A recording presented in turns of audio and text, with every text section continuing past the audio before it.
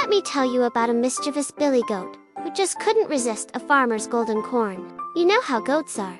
They'll eat just about anything.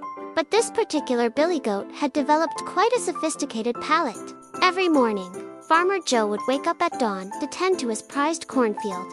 He'd spent months nurturing those stalks, watching them grow tall and strong, their golden kernels glistening in the morning sun. It was his pride and joy, and he was counting on a bountiful harvest that year. But our billy goat, let's call him Trouble, had other plans. He lived on the neighboring farm and had caught the scent of that sweet corn wafting over the fence. Day after day, he'd stand there, his beard twitching, plotting his great corn heist. One particularly foggy morning, while Farmer Joe was busy in his barn, Trouble saw his chance. He discovered a loose board in the fence and squeezed through. Oh, the joy! Row after row of delicious corn, all for himself. He munched and crunched his way through the field, leaving quite a mess behind.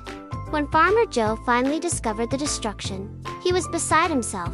But instead of getting angry, he had a clever idea. He decided to plant a special patch of corn just for Trouble, right next to the fence. He figured if he couldn't beat him, he might as well join him.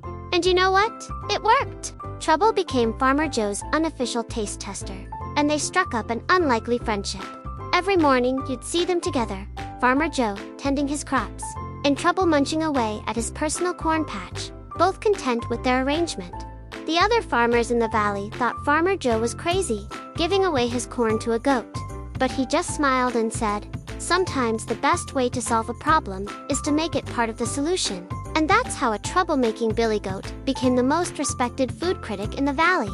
This just goes to show that even the most challenging situations can turn into something positive, if you approach them with creativity and kindness. After all, who would have thought a corn-stealing goat would end up being the best thing to happen to Farmer Joe's farm?